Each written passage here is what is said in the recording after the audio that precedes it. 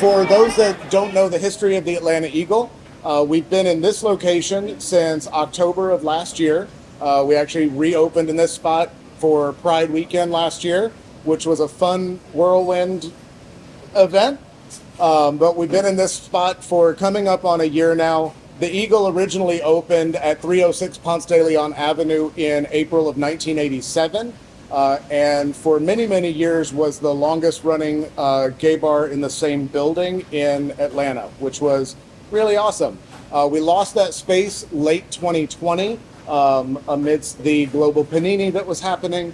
So the timing there was rather fortuitous, but after a couple year hiatus, we were able to move here. One thing that I'm always very proud to talk about the Atlanta Eagle and the staff here. They actually went out of their way to make sure that staff from Midtown Moon had a new home. The entertainers had a new home. The customers had a new home.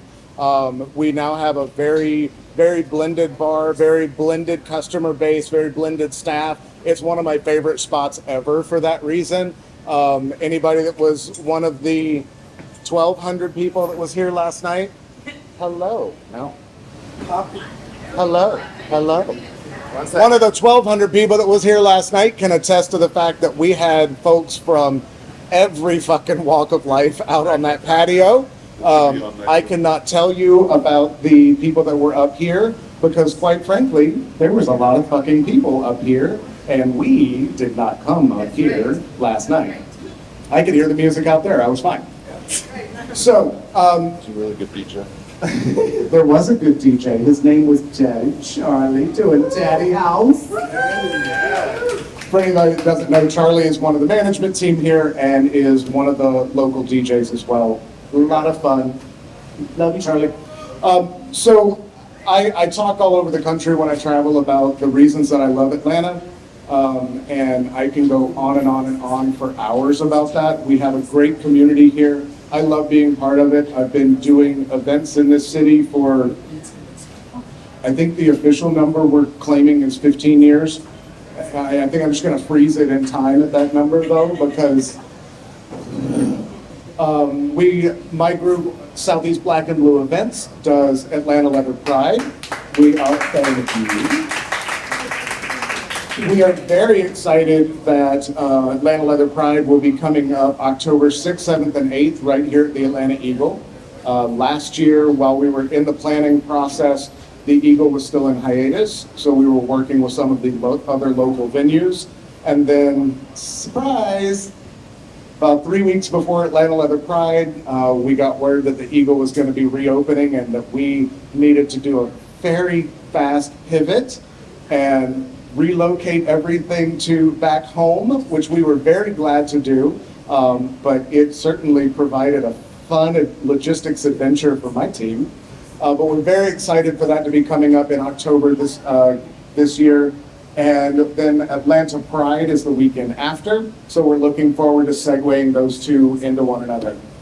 But I want to talk about Tebias. Tebias will be talking here in just a moment. He is one of our amazing local leather people and was very grateful to be asked to come and introduce everybody today. I do want to just go ahead and turn it over and start getting things going. So without any further ado, I would like to bring up Mara.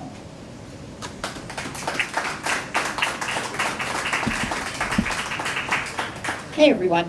So first of all, I wanted to thank everybody for coming out on this hot as fuck day, dressed to the nines in the rain and everything. So really very much appreciated that you're here to welcome home one of our own, Sir Tebias, and this amazing book that he has come out with called Leather Mentorship. So I am Mara. I am your current Southeast person of leather, 20 years ago. And so, again, I wanted to thank the Eagle for hosting us all and to our amazing volunteers that are helping this event run smoothly. So to Jaguar, Onyx, DeMarcus, Sir Buddha, Pup Morado, Michael, and the Paragon CoCo, very much appreciated your help today. So, a little bit about the book. All leather folk, in some manner or other, undergo a form of mentorship, and Sir Tebias skillfully navigates the reader with ease through the many facets and options available. Most importantly, he brings the reader his lived experience through embedded tips, exposing the core benefits of what a person may gain through mentorships. Never ignoring the depths of the vetting process, insight into the tribulations a person may face, a vital selection process, and ultimately a much needed insight into the mentorship process. Culminating with an ingenious analogy surrounding mentorship and a butterfly's life, Sir Tobias allows the readers to see the stages of mentorship play out on the pages. Sir Tobias provides a practical overview, but not a strict guide, allowing the readers to make slight adjustments to fill their reading. So this afternoon, we will be doing an interview that will start momentarily, and then Sir Tobias will be doing some readings from the book. And lastly, we're going to encourage everyone, if you haven't already ordered your book yet, they're available for sale in the back. They are $15 cash, Cash App, or Venmo. Once you buy them, you can come up and Sir Tobias will personalize and autograph them for you. So let me introduce Miss D Dom. And the reason that I have this is because the two of them have such amazing resumes, I could not possibly memorize it all. So, Miss D Dom is very active in the Atlanta community, in case you've been living under a rock, and lives in an MS dynamic with her slave, Grandeur. She is an MTTA Master alumna who holds membership in MASS chapters, leads Black Femdoms Atlanta, co-leads Black Atlanta Munch, and is founding member and road captain of Women in Leather Atlanta. There's more. Her service to the community is as award chair for NLAI advisor for the Leather Solidarity Collective, servant for Evergreen Leather Events, and Southeast Advisory for Women of Drummond. Recipient of the MASS Presenter of the Year, Self Community Award, and Southeast Pantheon of Leather Award, Ms. D Dom continues her support the community in various ways, such as presenting peer mentoring, volunteering, and curating the Black Femdoms Atlanta podcast. Ms. D Dom and her slave, Green Dream, volunteer for the Carter Johnson Leather Library and Collection at Atlanta Annex as librarians and enjoy traveling the U.S. and Canada. This afternoon's interview is actually being recorded for the library in the Atlanta Archive. Please welcome Ms. D Dom.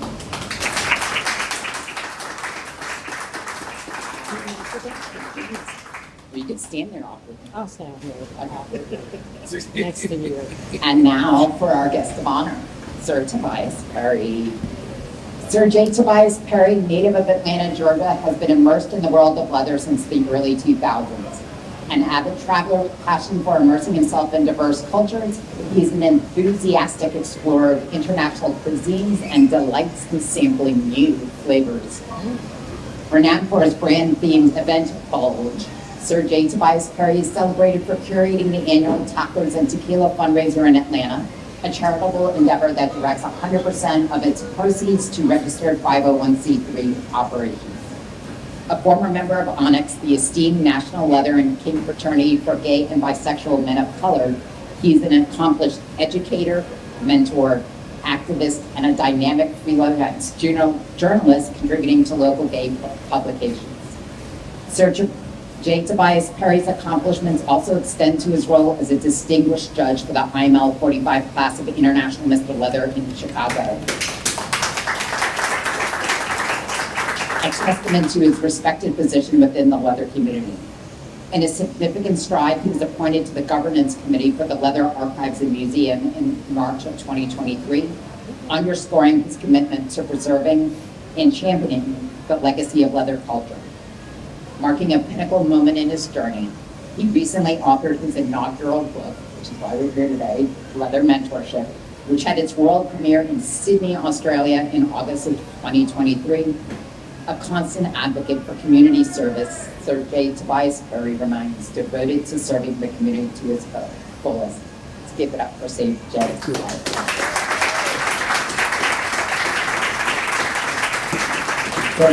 Perry.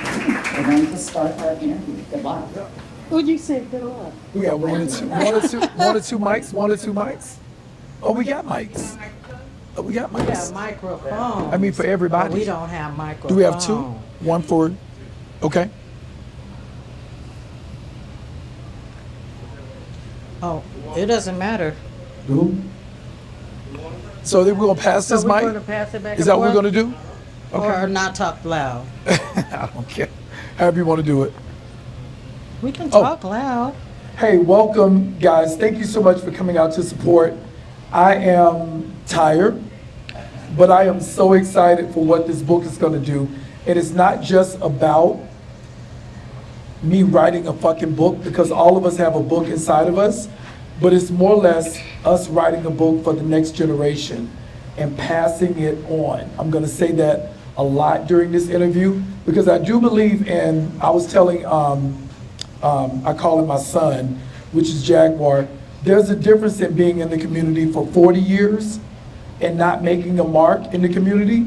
And then there's a difference in being an elder in the community and making a major fucking difference. Actually, I just told Nick that this morning in a conversation we had over the phone. So this book is to challenge you, not only from where you are, but grow from that point and build upon that. But we are nothing without a foundation. We are absolutely nothing without a foundation. So each of us have a book in us. So I challenge each one of you who is here today, tonight, to enjoy this interview and this process, to really think about where you are in your journey, and if you really do have a book in you. And I'm an open vessel. Everyone in this room I have met or I know, and that's a damn good thing. So all of us have a book in us, and I charge each of you to do just that. That took all of 3 minutes. Thank you for the interview. You want this? Goodbye. This is bigger. It doesn't matter. It doesn't matter. However you I wanna can do do it. it. I can Okay. do it. I got my bifocals on, All right. so I can see top and bottom. So top and bottom. Wow. Top and bottom. That is top and bottom. Yeah. So to get started, Yep. of course you said everybody in this room knows you, but for the rest that don't, and for our recording, just give us a little bit about who you are, what you do in Atlanta, how long you've been doing it, some of the organizations that you're in. Share a little bit about us. All right. Thank you. I've been in and well, I started out in South Florida when I first got into kink. Well, mentally, when I first got into kink, I was in Miami, and believe it or not, I was a submissive for 2 years under Sir Mario, who owned the Southern Coastal Resort that was in South Florida off of Broward. I was 2 years as a submissive to him, and then I moved back to Atlanta in 2001. I found Onyx, and I was kind of an associate, but an associate then was not like, it's official. Like I'm an officially an associate. I was kind of like curious about what they did at the Atlanta Eagle, and became fast friends with a lot of them. And that was my leather journey, and it built from there. So 23 years that I've been in and around the leather community here in Atlanta. I'm from a small town in Middle Georgia. Actually, it's the centralmost city in Georgia, which is Reynolds, Georgia. Yeah, Oh. so that's about me. I am not from Georgia, so I will look that up on a map. Reynolds, Georgia. Thank you. And so how did you come to the decision to even write this book? You said that there's a book in all of us, but this specific book on leather mentorship, how did you come to decide on writing this book? Actually, the book decided what my journey was going to be, because leather mentorship really never had a name when I came into leather. It was just, hey, you're going to do this, you're going to do this, and I want you to do what I say.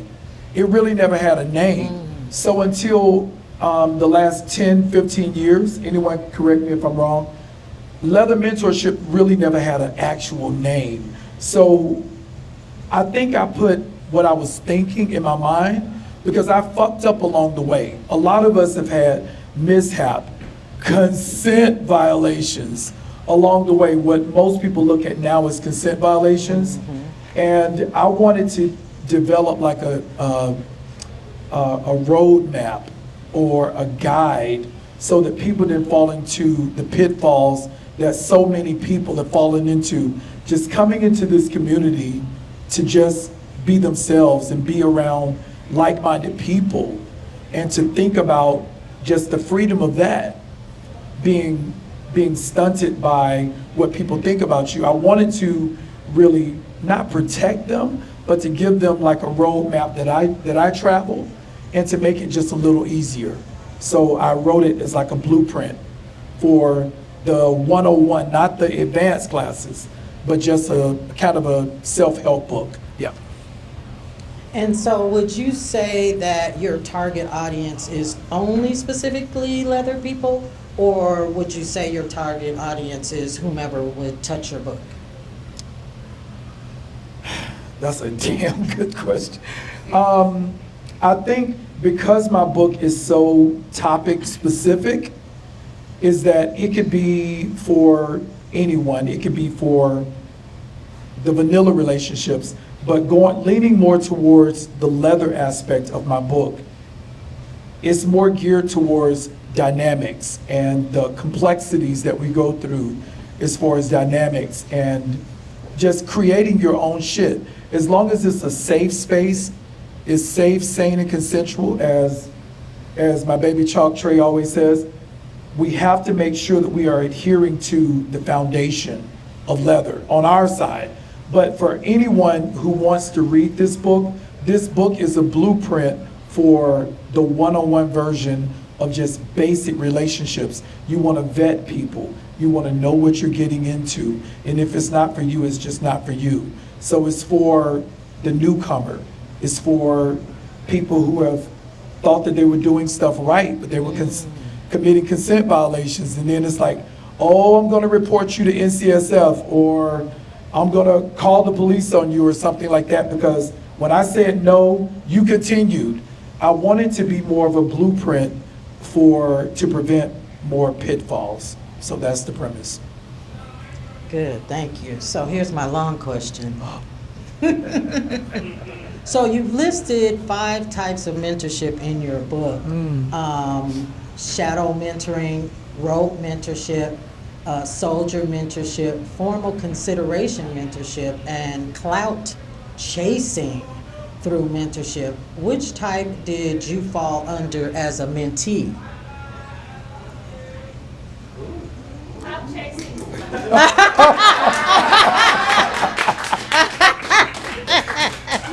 Okay, out of the 5 that I wrote about in chapter 1, and y'all know, Buddha knows I'm a waterhead, Nick knows I'm a waterhead, Tanya knows I will cry at the drop of a hat, but I would not cry with my cover on. So I think it's really split, because when I first came into leather, when I moved back to Atlanta, I had a foundation of leather, but I was coming from a submissive to more dominant roles when I moved to Atlanta.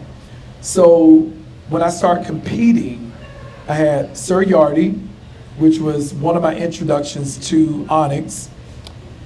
He was more of the rope mentorship. So he kind of, there you go. Okay, so Sir Yardy showed me more of the ropes of mentorship, because I wanted to learn single tail, fisting, impact play, disarming. Damn it, I think the battery is low. We will talk louder. There you go. We will talk louder. Sir Yardy gave me more of the ropes mentorship. Thank you, appreciate it. Sir Yardy gave me more of the ropes mentorship, where he would show me certain things, or we would talk about certain things, but the application is really what matters. The application is really what matters. So until I got under Master Bruce, how many people know Master Bruce in Jacksonville, Florida? Raise your hand. Nope. Okay, so Master Bruce was a combination of both the rope mentorship and shadowing mentorship. Though I wanted to go into a formal mentorship with Master Bruce, he was too busy for that. So the rope and shadowing mentorship was what I went under. And then Boy Richard gave me more of the shadowing mentorship, but from a competing standpoint, when I was competing for IML. And yeah, those two, the rope mentorship and shadowing mentorship, speaks to me. Thank you. So what type do you favor more as a mentor? Of the 5 that I speak about in chapter 1, I think I'm more of a soldiering mentorship because that structure is what I need. And some people, because of toxic masculinity, because of religion that's fucked us up, I think I gravitate more towards a soldiering mentorship because if you give me a contract, I can uphold every inch of that contract. And I think that soldiering mentorship is what speaks to me more because it is exactly in line with the way my life is structured. Thank you. Turn it on.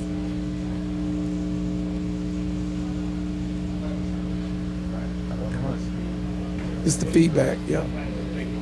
Split back to the people. Space back to the peak one. Yes. Okay. You turn that one off? Yep. Yeah. Charlie's got. Okay. Second, I think. Okay. Go ahead with that one. I can use this one. Yep, You can hear- this one. Oh, we could both hear each other. Okay. Okay, so what type of the 5 mentoring ones that you mentioned in your book do you think is problematic in the community at large, the leather community at large?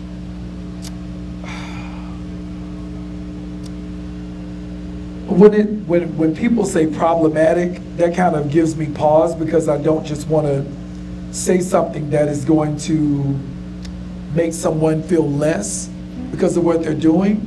But clout chasing is a little different because it's more intentional from the mentee standpoint. So when I write about clout chasing, and I mention it a few times in the book, is that clout chasing comes with a lack of integrity, and it's a lack of transparency. Thank you, I appreciate it. It comes with things that don't benefit collectively the community as a whole. It's only for the mentee that's seeking out that elevation, but through a shortcut. Though what I want to speak to is that by writing about that, I don't want to demonize anyone in my writings or in my translation, because words are words on the paper.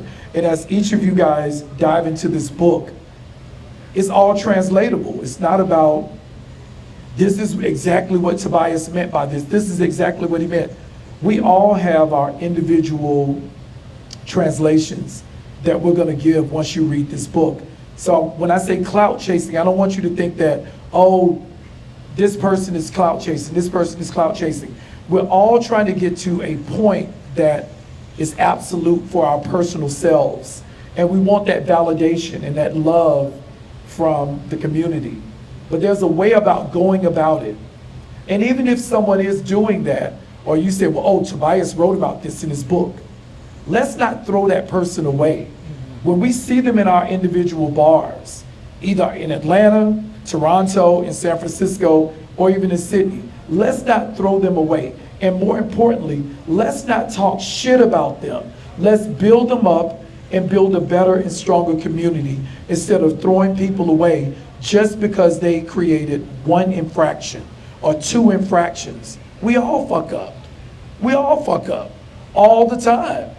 But that forgiveness and that not giving them a pass, but holding them accountable, say, D Dom, I saw what you did in the dungeon, and that was some funk shit. I want to correct you, and I want to give you an opportunity to right that wrong. And I'm going to help you with that. That's what it looks like. It doesn't look like, D Dom, I heard her submissive say red, and red was the fucking safe word, but she kept going. We don't throw that person away. We rehabilitate that person so that we can remain cohesive and stronger and better. Sorry I took so long, but yeah. Thank you for sharing. And that was good. And you can use me as an example. I'm okay with that. So I'm going to read this next question and then give you the opportunity to read from your book. Yeah, sure. So do you feel in mentorship that commitment to mentoring relationships is also problematic? I know that's my favorite word in these set of questions. And are people not trustworthy, just merely clout chasing? I know you spoke about that, but can we focus on committing to actually being a mentor or mentee? You know what? That's the easy part. The easy part is the commitment, not only to mentoring, but the commitment is to the community, collectively as a whole. If you have a large body of work that you've been doing in the community, that's all that needs to be said. But if you're out here doing the work, it is our individual responsibilities to pass that shit down, to pass it down. Because if you're one of those elders, if you're one of those elders that holds that kink, if you're players or if you're kinksters and you hold those kinks close to your chest, and it's like, well, I'm the only person in Atlanta that can do that. I'm the only person that can do suspension. I'm the only person in Atlanta that can do fire play. They're gonna come to only me. You're fucking selfish. You're fucking selfish. If you don't pass it down 50, 60, 70 years old, that shit dies with you. And what does it benefit the community? Going into trust and vetting. Everyone under the sun, I don't care who it is, if you're soliciting a mentor or going on the mentorship, I don't care if it is, who's that me? If it's me, I don't give a shit. Or someone like Master Chalk Trey, someone like Nitro, someone like Sir Buddha, vet the shit out of them every single time, because consent violations change. People change, relationships change, stuff is uncovered. You may overturn some things like, well, I talked to Luna and Luna said that Tebias had a consent violation against her in 1763, 2 years ago. And no one knew about that. And no one knew about that. So, damn it. So, damn. So each person needs to take the time before you get into a dynamic, because not one mentor is gonna have everything that one person needs. And don't be selfish in that shit, because all of us have the capacity to be mentors. I may know single tail, Luna may know impact play, Master Chalk Trey may know disarming a submissive mind. Have multiple mentors as long as you get to where you want to get, and it's authentic, and it's real, and it's not clout chasing. Get there, yeah. Thank you. And we're going to give you an opportunity to read a little something for the audience. Okay. All right, guys, I'm going to go to chapter 4, which is my favorite of all the chapters that I wrote. How many people have written the book already? Have already read the book? Did I say written? Oh, okay. Have Yeah. read the book already? Raise your hands if you've read the book. Okay. My favorite chapter is the butterfly effect, how I break down the butterfly effect into mentorship. But my favorite chapter that really I had to take time, step away, come back, was my chapter 4, which is sexual deviancy. So that was the real one. I'm starting on page 37. It is crucial to prioritize your safety and well-being in any relationship, including mentorship relationships. If you suspect the mentor is engaging in predatory or abusive behavior, it is best to end the relationship and seek self-support and self-care as needed. Kink life is full of sometimes surprises, and the only certainty is that you are safe until after the fact. Several activity can occur between the mentor and mentee, but it should not be required or expected unless both parties have explicitly agreed to it.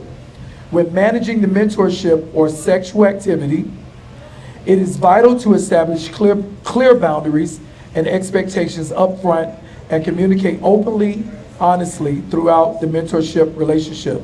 The mentor and mentee should discuss their comfort levels with sexual activity and any kinks, fetishes, or boundaries they may have. Consent should always be obtained before engaging in any sexual activity, and both parties should feel empowered to say no at any time. It is also important to recognize that sex is not required to effective mentorship, and that learning can occur without any sexual activity at all. Whether or not sex is involved, the mentorship relationship should always be focused on creating a safe and supportive environment for the mentee to learn and grow. Ultimately, managing mentorship and sexual activity requires clear communication, mutual respect, and a commitment to safety and consent. By establishing boundaries, both individuals can engage in positive, fulfilling mentorship that supports their personal growth and the exploration of BDSM. Thank you. Thank you. And so I'm going to jump ahead since you touched on the butterfly effect. And one of the questions I was going to ask you is, do you personally believe that it is acceptable to have sex in a mentee-mentorship relationship? Do you, Sir Tebias?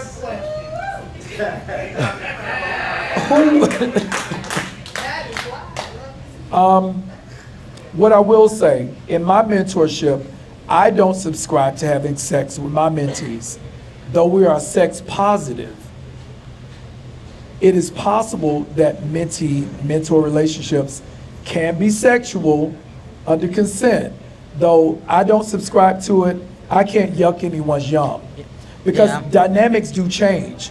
Though I have said in the book is that I think the influence of the mentor to the mentee becomes very influential. So when you put sex into that component, sexologist, it changes the fuck out of the dynamic. And when you talk about having sex, sex can be used sometimes as a weapon. And if you have a dementive mentor, and all of us are different, guys. I'm not saying that mentors can be these fucked up people, but we all come with different social norms that we learn, even through religion, even through toxic masculinity. Indeed. That tells us what it looks like to be responsible. So responsible in mentoring or showing someone the ropes, it comes with the level of what you want as well too. Though they are seeking you out for that process, they want something from you, but some mentors want something from them as well too. And that's whether or not it's subconscious, whether or not it's spoken about or not, or even spoken of. All of our dicks get hard, and we want what we want, selfishly sometimes. And sometimes sex is the secondary in that relationship. Did I answer it? Yeah, you did. Okay. And there's a level of hierarchy too when you're thinking about that. So, like you said, sex can be evil. And it's easy too. Sex is easy because it's a language. It's an energy that we give, and all of our love languages are different. And through counseling, it was over dinner with Nick and Tanya, and we were talking about love languages, and this is how many years ago? 3 years ago? 4 years ago? 2 years ago, shit. We were talking about love languages and how we express those love languages, and those love languages translates into the kink fetish community as well. Because we come from gay culture. We learn from gay culture. So, yeah. Did I answer? I have a mic. Oh. My mic is bigger though. See? Truth. Truth. I will not argue with that. Okay. So what are your 3 personal tenets of being a Leatherman? So we're talking about the whole process of getting you inside of here. Okay, so you said tenets, right? Tenets, your beliefs. There are 3 that I live by because I am a man of integrity, and I believe in the shortest route to any destination is a straight line, and I think I practice that, and I think that I advocate for integrity first, and then it comes to honor, because I do honor people, but the honor comes with a component of you showing me who you really are.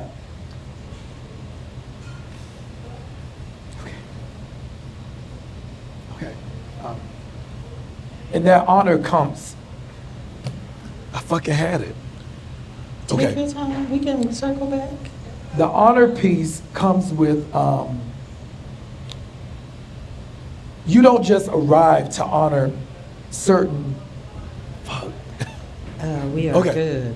We Okay. can come back. So you don't arrive to, the 3 that I have is integrity, honor, and respect. When you get to the honor part, that's the part that comes with a level of emotional dying.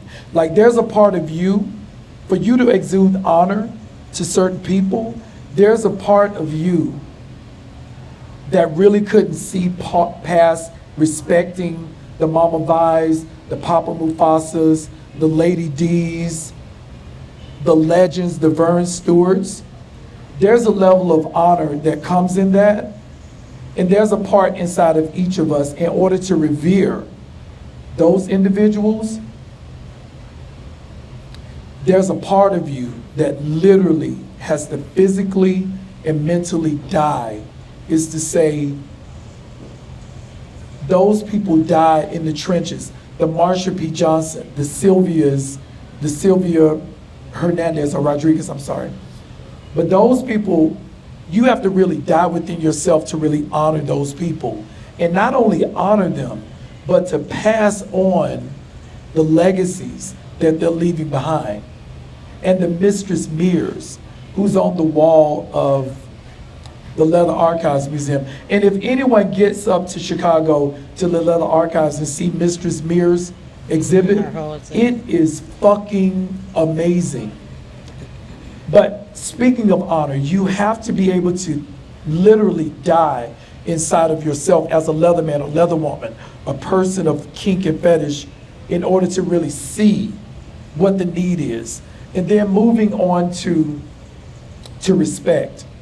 Respect is a given. It's never a demand. I give you respect because you deserve it. But if you show me disrespect, you would never get it from me again. Thank you for sharing that. And those tenets also reside in you too. Yeah. To be able to see, give, and receive. Thank you for sharing that. And so, what do you think? Because most of the book talks about one-on-one mentoring, but what do you think about peer mentorship? You know, that's less formal, a little casual, maybe in a group setting, that type of mentorship. Personally, Yes. group setting, I'm not fucking with that. Because when you're mentoring someone, it's almost like if you're during a pledge process in an organization, that's a group. So it's harder to pinpoint what you need or what you need or what you need. If you're focused on a group, it's like you're disseminating a patch of information and you're expecting them to absorb it more so with me one-on-one with Luna in a personal peer-to-peer relationship, or like Nick, I use Nick and Tanya so easy, and Chalk, they're easy targets. But peer-to-peer is like you and I. I don't think it could be formal. It could really be formal. It's like, well, you know, sir, I want to learn single tail and I want you to teach me, and I want you to teach me that, as well as people of color navigating in white dominated spaces. I want you to teach me about that class that you taught at London Fetish Week. I want you to teach me about that. I think that comes with structure as well. And people would think that iron sharpens iron, as Eli and I always used to say back in the day, is that iron sharpens iron. As it may, even that comes with structure. That still comes with a level of structure. Yeah, we're relaxed and the protocols are low, but we still come with a level of structure. So yeah. Thank you for sharing. Oh, my Are mic. you out? I'm out. Are you on? There you go. Ring. I think I'm you- red. I think that one's, oh, well. So you're bigger than I am. Yeah, I'll take the big one for a few minutes.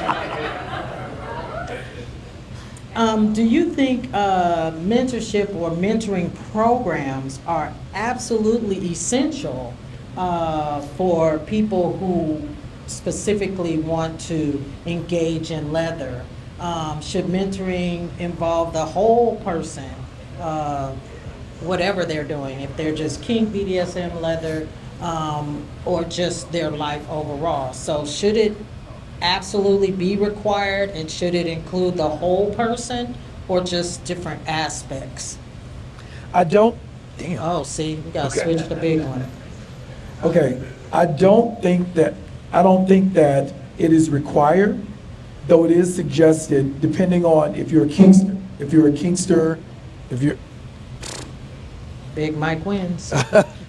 I don't think that it's essential, but I think that it is necessary that if you're a kinkster or a player, I think that you may want to go into mentorship. But as far as the other part of it, if you want to move into certain levels of the community, your proficiency collectively as a whole, I would have to know the way you think. I would have to know the way that you process information that I give you or tasks that I give you to see if from the person side of you, as I call it, are you receptive to what I'm giving you? Because everyone is not structured. Everyone is not, a 15-year veteran like me from the military, but my structure gives me that direct line of giving others direction. So I think I would have to know the entire person and their intent and really vibe with their energy and their intent to really see if we're a good fit. Because possibly we could not be a good fit, but I could suggest someone to them that may be a better fit for them. So I would have to know the whole person before I commit to that. Yeah.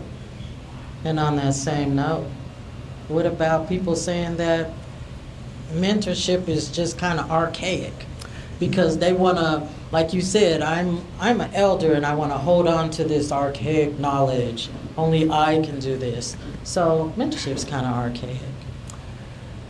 What I will say about that is that mentorship is far from antiquated, is that we need to be serious about what we're doing in this community.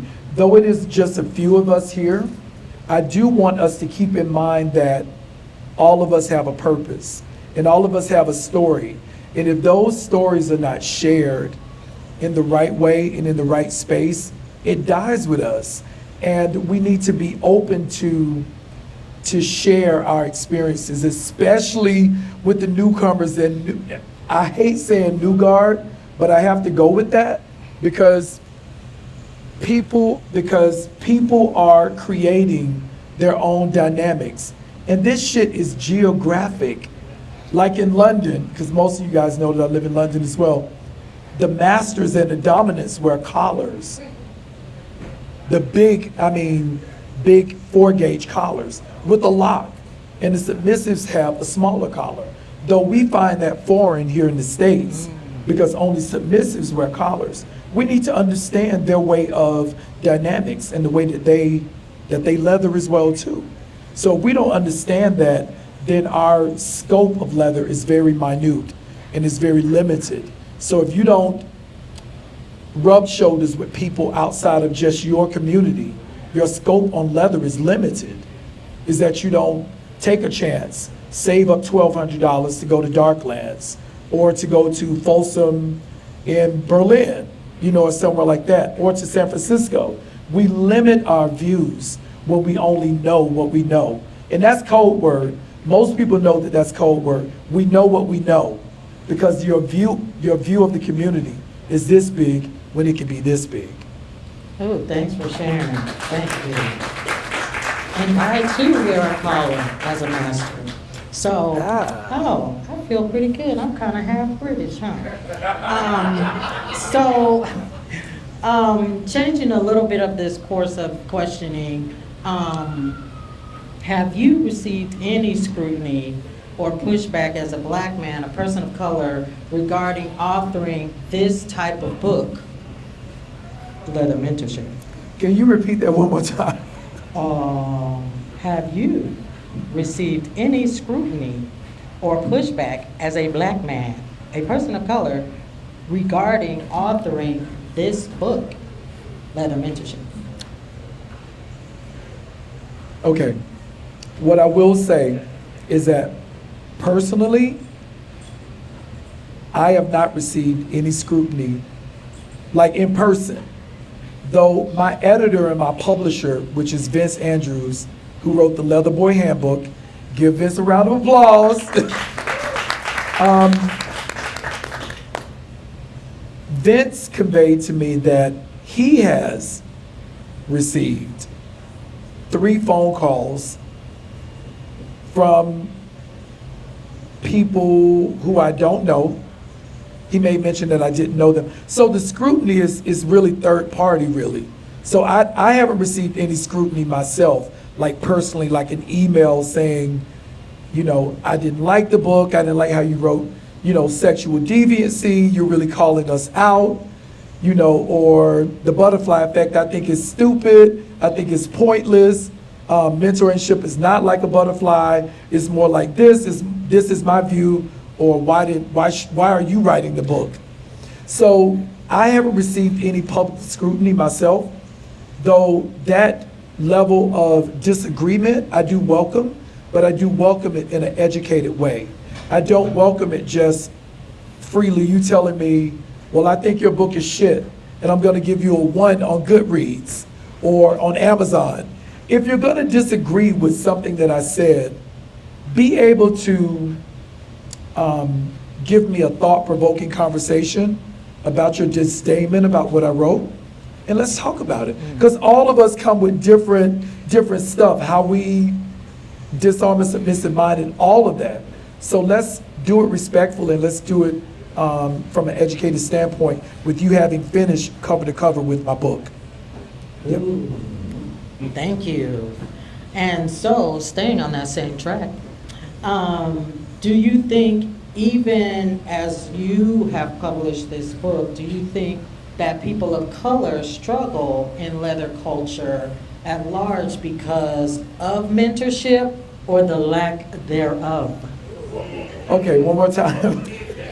Do you think people of color struggle in the leather community at large because of mentorship or the lack thereof?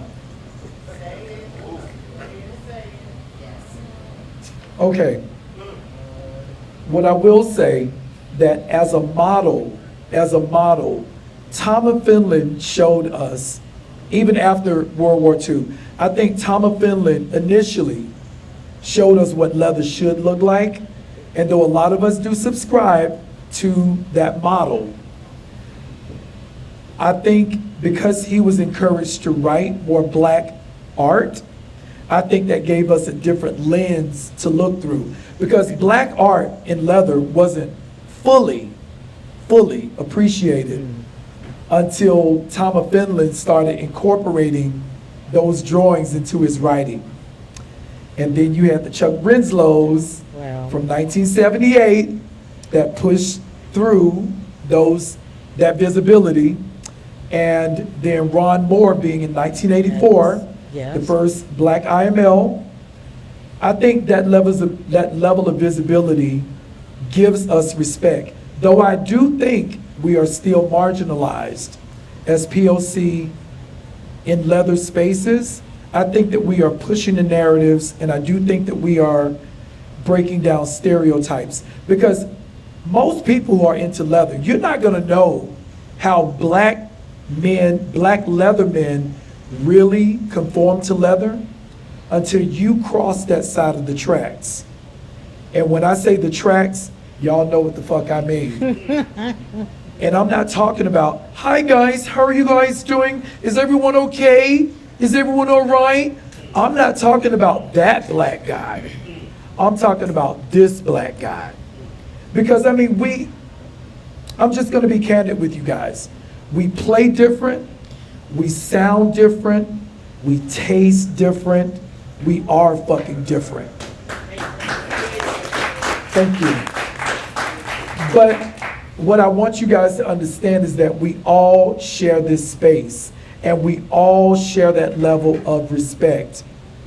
And at this point in 2023, we have to be intentional with that level of visibility. You have to be intentional on your flyers. You have to be intentional to be diverse and play spaces. Though we can all operate in different spaces exclusively, you know what I mean? Oh, yes. Exclusively, I know. there is still enough room for all of us to do the shit we do behind closed doors. And we do the same things, just differently. Okay. Okay. I'm trying to agree with you. Okay. I'm just saying. Hey. I mean, but seriously though, it Yes. does look different, and we should have those spaces that are men-only spaces, those spaces that are women-only spaces, those spaces for everyone, those spaces for puppies. We all have the room for all of us to thrive. So don't be threatened when it's a women-only space, or it's a trans-only space, or it's a women-only space. Just don't be threatened by that, because there is a space for all of us. And if the space needs to be created, create the goddamn space. Definitely. Don't talk shit about a men's only space. But even if it is a men's only space or a women only space, don't demonize them because you can't fucking get in. And I'm saying this from a place of love. And I want you guys to really get this, because people are pushed out of spaces because they don't have the right body parts, or they don't have the right gear, or they don't have any gear at all. There are individual spaces of exclusivity that should exist, because that too is a level of our diversity in our range, in our broadband, in the community. So let's not demonize them because I can't get into a women only space, but I really want to go in there and beat the shit out of D Dom because I want to open this new single tail. But then I can't, because I can't get in, because that would be a hot fundraiser. So yeah, we have enough room to be exclusive as Yes. well. Thank you. Yes, thank you for sharing that. So I'm going to give you an opportunity to give us another sample from your book. Let me see. Thank you. You witnessed that statement. You would have some hard ass And it's questions. on camera, it's filmed, all of that. Okay, guys, I'm going to chapter 11, the abuse of privileged power. Uh-oh. What page? It is page 75. Say amen when you're there. Hey, that's church. Oh, we all know. That's church. That That's was church, baby. Yes. That is church. Abuse of power in any community, including the leather community, is unacceptable. When privileged power is presented, that is an abuse of improper influence. Didn't we just talk about that? We did. As a mentor, it is important to have clear boundaries and respect and autonomy of individuals you mentor. Any abuse of power, including sexual exploitation or physical violence, should not be tolerated. This behavior is statutorily protected in every municipality and state in the union. Our culture may frown upon it, but the victims also have lawful rights. The leather community is responsible for creating a safe space for all members and leaders should they take the necessary steps to prevent and address any abuse. In mentoring submissives, it is important to establish clear expectations and boundaries and always prioritize their safety and well-being. The mentor must act with integrity, respect, and care for their mentoring individual. It is important to note that not all mentees are submissives, and some may identify as dominants. Ooh, thank you. So I should ask that question. Can a dominant mentor a submissive or a slave, and vice versa? Damn, that's a good ass question. I'm not finished with it. And if an S type is mentoring a D type, is that frowned upon? Is the D type less domly dom?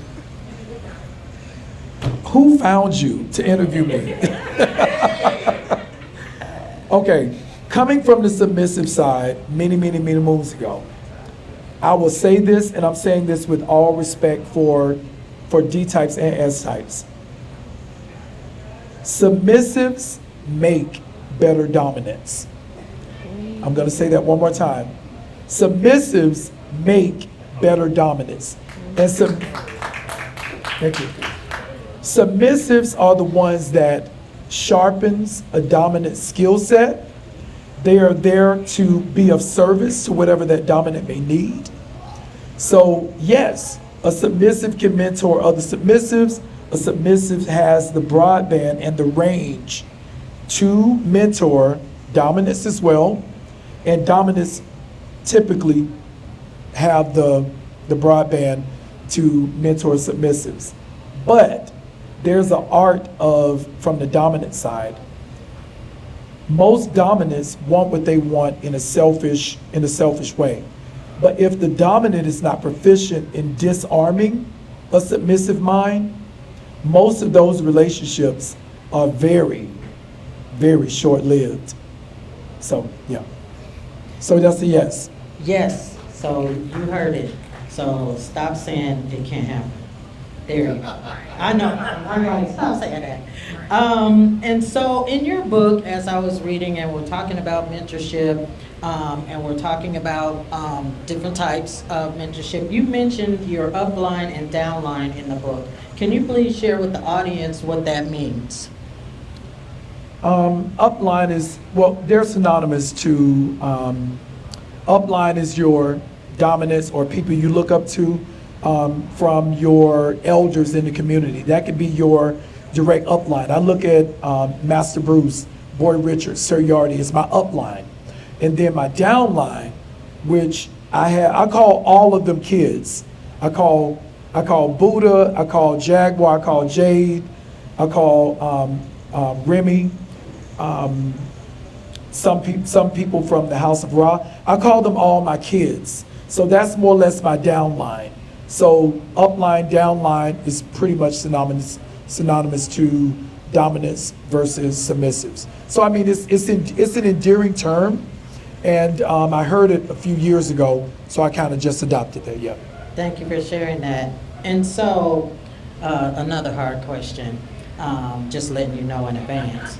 There is still a lot of anonymity in the letter community. How can someone who is looking for a mentor really get someone who is real, genuine, transparent, operating in integrity, respectful, try to do their due diligence in vetting? Call Nitro. No, in all seriousness, no, really call Nitro. No, I'm serious about that. What I mean about that level of anonymity is that if you're seeking someone to mentor you, or you feel that you need a level of mentorship covered, or you want to be sharper in a skill set, you need to go to the community, boots on the ground, and ask people what is their track record in the community. And no one knows everybody more so than Nitro in the community. I mean, you really got to go to this dude. He knows every fucking body. We even have mutual friends in London that knows Nitro. But you need to make sure that that person that you're seeking out, that they are active, an active elder or active member in the community, and seek those people, seek those type of mentors out to make sure they are active and they are really out here doing the work of the community and not just self-gratifying themselves to be looked upon as someone who's super busy, but then they're not busy. You know what I mean? Mm-hmm. It's like you really want to be or get under someone that's really doing the work and not just for social elevation. Yeah. Because couldn't the mentor look like they want someone to clout chase them? You say, can a mentor? Mentor, because you said like they could be busy and that type of thing. I've seen that too. And then make it seem like, oh, if you want me, you got to chase me. But you know what? Crumbs are not evident until you can pick one up. So I'm saying that. Yeah. I'm saying that crumbs are not evident unless I can actually pick a crumb up that you've done a body of work, that you taught here as you have on your leather journey or leather resume. I don't really, and I'm not looking down on people who have this on their bio and then we judge them in a different context and they have this over embellished body of work on their application, and then when you see the person in front of you, it's like, you know, where is this? I mean, you know, I'm reading this, but you know, who I have in front of me is not the person that's on this paper. You know, you need to make sure that you are seeing what is written or what the person is telling you, that they really exemplify what they're looking for. So it's a level of authenticity that people who have been in the community for a really long time, we just know. It's almost like a vampire to blood. It's like when a vampire smells blood, the vampire knows that that is blood. And we just know. We just know. Thank you. So that's it for all the hard questions. That's good. That's pretty cool. So do you want to say any last words to the audience regarding your book or regarding something regarding mentorship that you may have experienced? What was that, Mara? And then a Q&A. Oh, I want to say, don't get the book because it's popular. Get the book because you know it's a 101 book for starters. And someone that's probably in your house or in your family, someone that you know that's new to the community, this is the book for them. This is the book for starters. This is the book for advanced mentors. It may not be the huge chapters that take you days to get through, but as someone said in Sydney, it's bite-sized nuggets, and it's so subject matter specific that you could go directly to the chapter and you can digest it in about an hour, each chapter.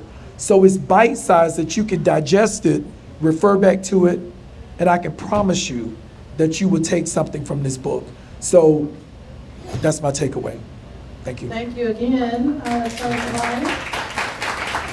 We have an opportunity to do the Q&A. Well, thank you. That was amazing. Can't wait to read the book. Thank you, Chuck.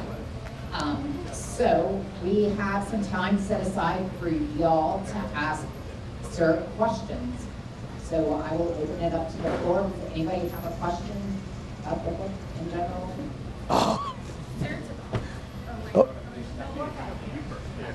Microphone check. Okay. So you say this is a basics. You say this is a basics. Are you planning to write something that's more advanced in the future?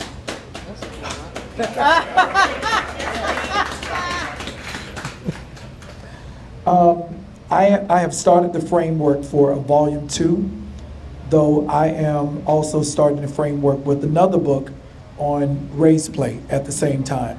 So I'm working on both right now. And depending on how Vince pushes me, it may be another year, maybe 2 years before I push those books out. Thank you. Yeah, thank you.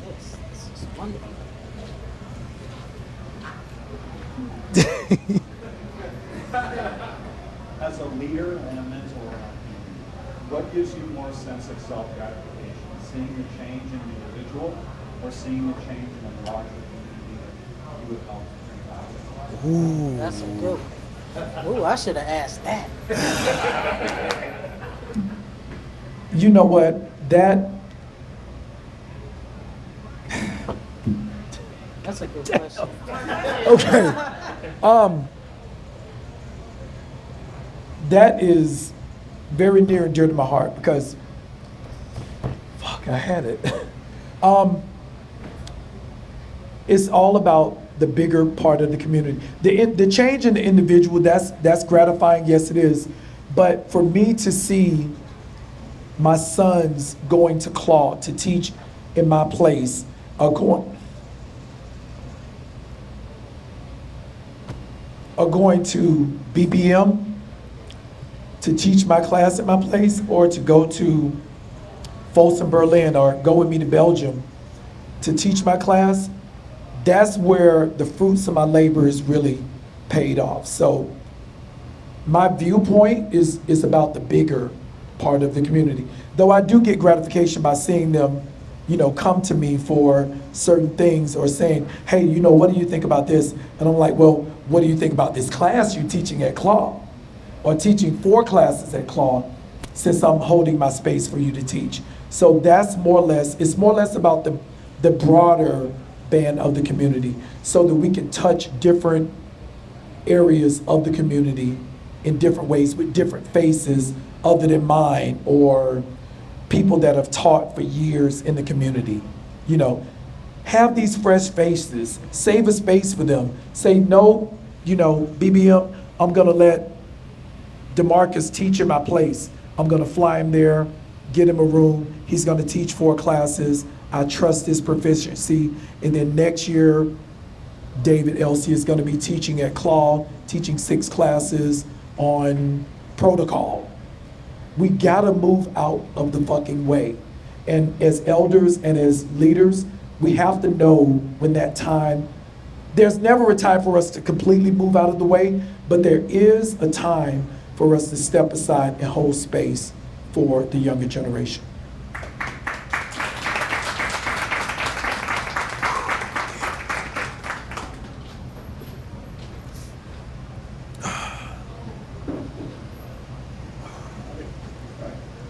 Thank you for being here in this book and everything. As someone who has had lots of experience of being a Kingster, living in San Francisco for a long time, and now living here for just about a year or so, what suggestions would you give to someone that's new to a city, but not new as a Kingster, who's actually trying to find people to play with and actually try to find that mentorship, whether as being a Dom or a Soph? I'm actually a switch, but it's been interesting being here and trying to find community, and it's been actually quite frustrating at times of being able to find community, to be able to find play partners, to find people that are actually accepting that in my life I have partners that are both black and not black, and not getting shade for that and whatnot. So I'm just kind of curious of just if one is, especially who has experience shifting into a community and moving somewhere else, what kind of thoughts of like being able to build that kind of space. And I say that as someone, when I go back to my former town, I can play all day and, not to toot my own horn, but I have that. But it's something here, it's like, how does someone figure that out? I think that's something that quite a few people who move to different places, they kind of think about that of like, where is your starting place in that? So I'm just curious if you have any thoughts. Okay.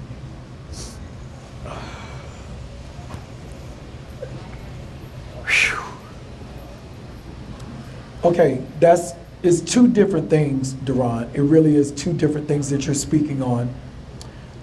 When it comes down to Kingsters and players, some people in this community, they are fucking posers. They're posers. And though they may come to Sunday Fun Day or Kink Down South with the best and the hottest, freshest gear. A lot of people come to this community broken, and they're afraid to step out and become kinksters and players. But you coming from the West Coast, they play fucking hard in San Francisco. And I know that very well. But some people are posers, is that they want you to see what they want you to see from the exterior, but then when they get home, they put on their bathrobe and they don't even think about leather. Or they show up to the bar once a month, and that's the only time they wear their leather vest. And does that really constitute a leather man? You know what I mean? I mean, does it really constitute a leather man if you're wearing your vest? The only time I would pick up this vest is one time per month, and I come to the bar to say, I'm a fucking leather man. Well, what else comes with that? And then keeping in mind the West Coast in San Francisco versus here, with the black and white component, it is still the South.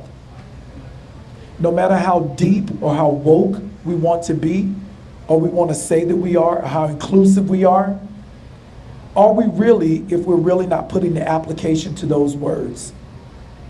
And that is sometimes challenging. And I found that same challenge, and you and I have had that conversation. It's just difficult to tread. And the only way is through making those connections with like-minded people. And you do have to kiss a shitload of frogs in order to find those people. Because I found that myself is that there are not many players and kinksters that I found here. So whenever I go to various places like San Francisco, it's like a fruit bowl. I get every piece of fruit that I want. But here is challenging on both sides as far as the real players and kinksters and the black and white component.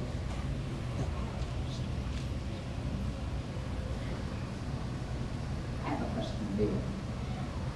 Why is it that people that you would probably term elders are so resistant to having younger mentors? That they feel like they can't learn anything from the newer generation and get really stuck in their ways without looking back to the newer generation to learn from to keep this community vibrant. I'm gonna fuck you up after this.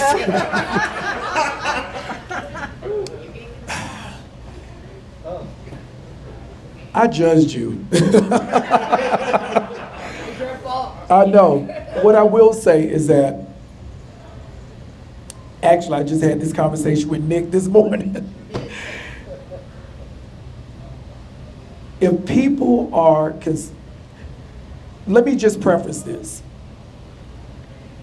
People who are typically elders in the community, they don't have to say it. It's kind of just, it's a thing, it's not a badge, it's not like a lanyard or something like that. It's just, it is what it is.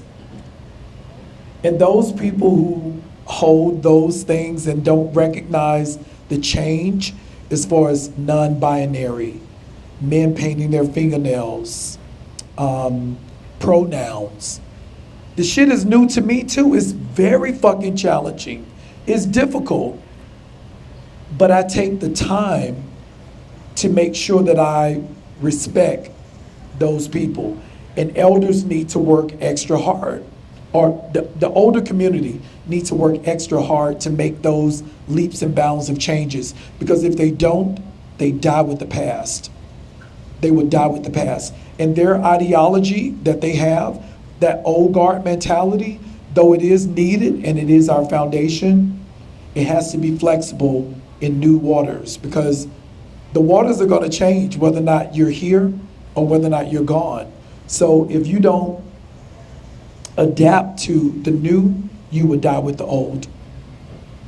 Yeah, that's it.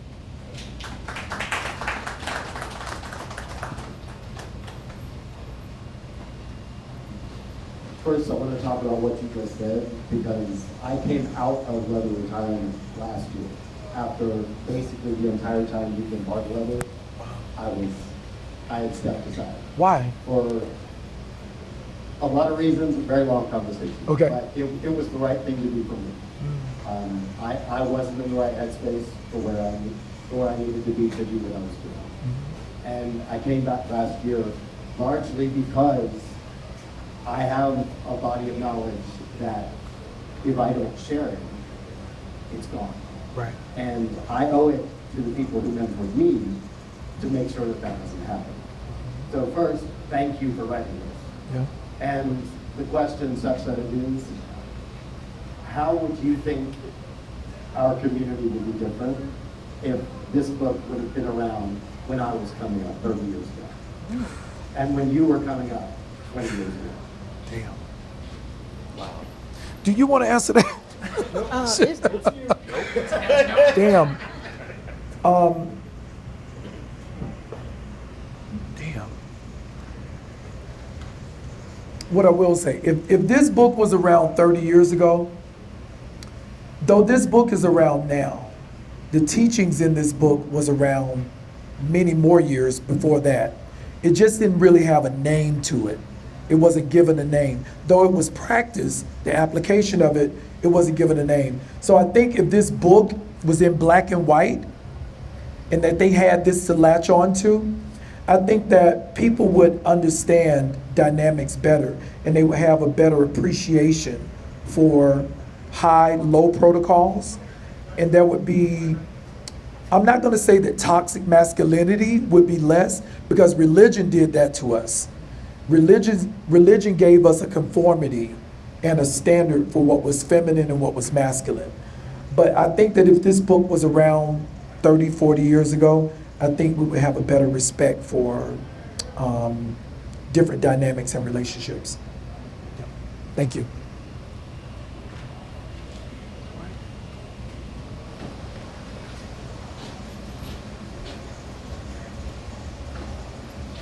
I want to know what, if anything, you decided to change about yourself as you reflected on what you were writing in this book.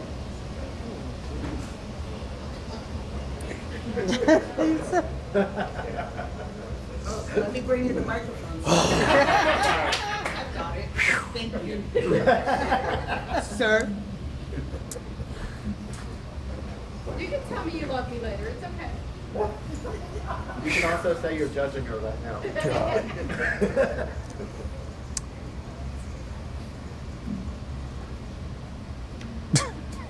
I asked my series Shit. already.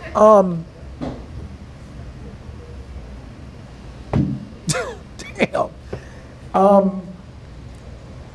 This year, even last summer, phew, I'm gonna stand up. Oh, sorry. Sorry. Starting last summer, I've changed so much about myself since last summer, and it's been intentional.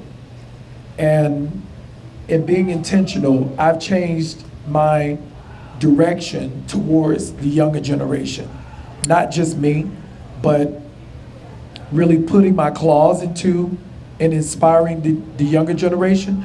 Though I think that I have inspired in a way, kind of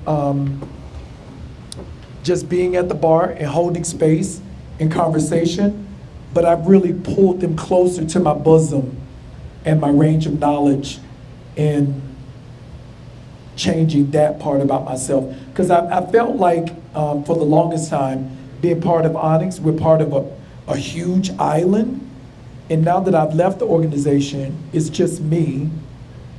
And I feel that my direction towards what I want in the younger generation is more specific.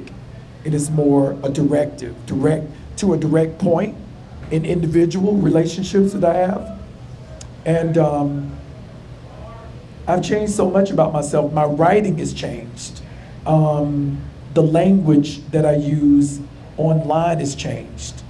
The infighting and bullying online that I've seen, I make sure that my words lead with love and that they are not hurtful and that they are either funny or joking, or they are uplifting and motivating. And I think my intentions have changed because my viewpoint is broader than it ever has been. So I think that me wanting to really pour into the younger generation is my focus. But who knows, next year could be I'm focusing on hanging with elders and smoking cigars and talking shit. But this year and the part of until next summer is all about the younger generation and grooming them to take over the reins for the leather community. Yep.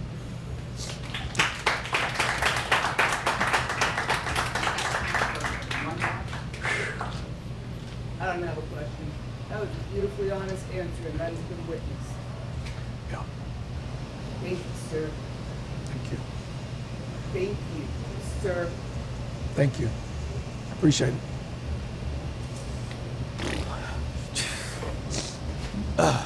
We've got time for one more question before we go to the please buy a book and have them sign. We're sold out. We're sold out. Oh, shit. Really? Well, damn. Well, you got 5 right there. Oh. Talking about change, like you were before, I'm curious on your thoughts about if you feel like you need to change mentors. Because I see sometimes people have come to a fork in the road and they change direction and their mentor knows nothing about what the path they're going down now. And it's like, should their mentor have to learn a whole new set of things to help their mentee, or should they kind of go, hey, this person knows where you're going, knows about it, you need to go talk to this person and start working with them. Like, how do you feel about that kind of change in dynamic, as well as how to respectfully do that? Yep. Thank you. Well, one thing I disagree with you, and we have 4 books up here, Buddha, if anyone wants to purchase those. Oh, 3. Oh, 3. I don't think you change mentors. I don't believe in that. I think that, personally I think that a mentor is forever. It's almost like your parents. Is that, are you not going to talk to your mother or your father again?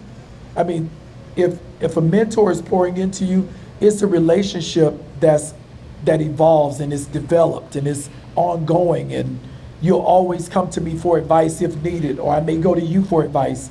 But I don't think you change mentors. I think you add mentors. I think you add them onto your journey, and you can have 20 mentors or 50 mentors. I mean, these are relationships that we learn from each other, and you have to make sure that your intentions are pure and that they are for the right reason. So that's it. You got one more? Sir. Hello. Good afternoon. With times evolving and play spaces changing, do you think it's okay to allow trans women or men and women into play spaces? Hell yeah. Now that's a good question. That's a really good question, because certain dungeons that I've gone to around the world, they do have certain times where certain people can get in. And I don't think that is fair, but I will say the exclusivity that I talked about earlier, I think that those spaces should be very intentional with the nights that they have, so that everyone is included. Though I do think all of us should be able to play together, and we do play together. Even when we were in Orlando at Cecil's Woodshed. Thank you, baby. At Woodshed, everyone was in there playing. There's only one thing in any dungeon space that I do not subscribe to, and that is public race play, because everyone in the dungeon did not sign up for that scene. Only those 2 people or that group of people signed up for that, and that can be facilitated. But public race play, that's the only thing. Anything else in the dungeon space, yeah, just everyone should be able to play in a play space. So I don't think women, men, trans, anyone should be excluded, though we do have that room for everyone to thrive. Yep. Thank you. Look at you. I see you. So apparently we have a grand total of 3 books available. And so we will close this portion unless somebody has one question that they absolutely have to get out. But I know a lot of people have not had the opportunity to have their books signed yet. One more question?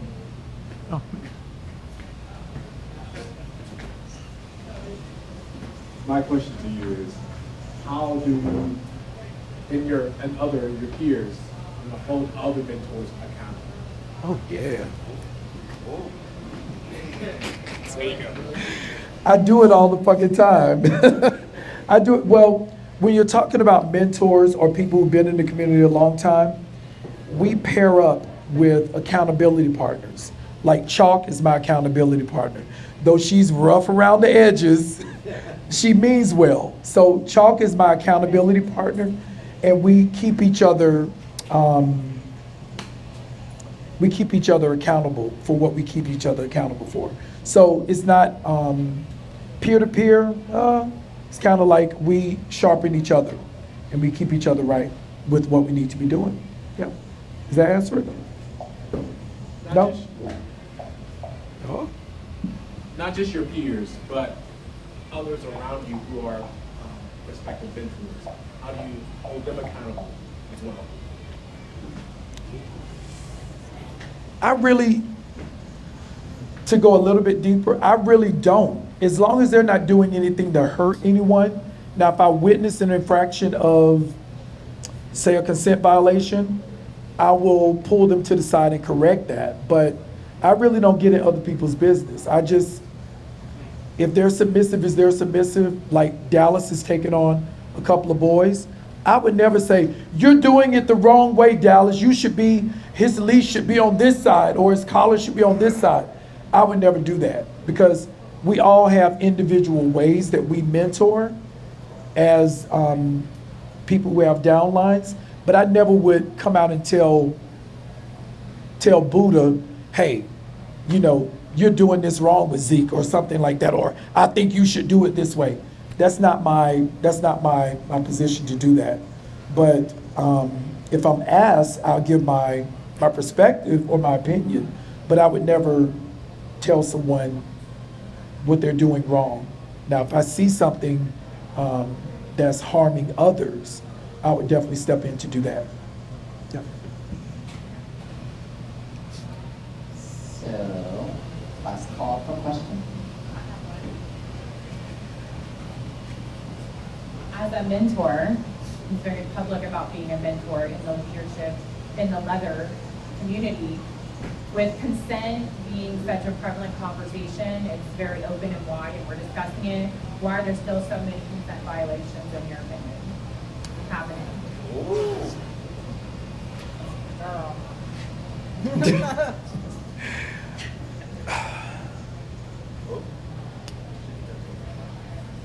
You did get the book, right? So when you get home, did you read it already? I've read some of it. So chapter 4 speaks to that with sexual deviancy. Consent violations are gonna happen because people want what they want, and the way they express themselves becomes selfish. It becomes selfish over time, and they want what they want, and it's almost like they're consumers for their soul, only what they want from people who are submissives, unfortunately, to them. But that's why I say vetting is so important, to know what you're getting into.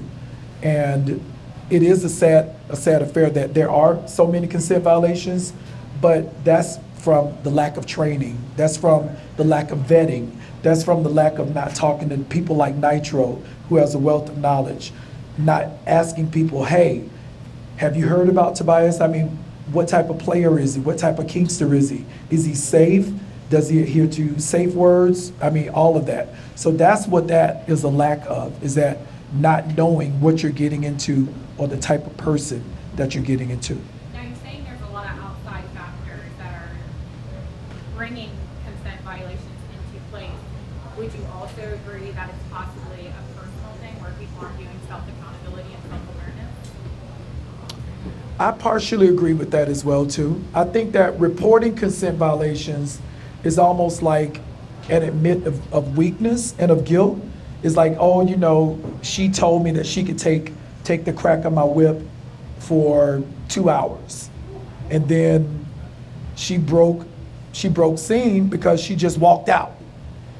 But then came back and continued on and you know, even when I said no, they continued on. So then boom, there's a consent violation. So you just need to know exactly what you're getting into. Consent violations are always gonna be here.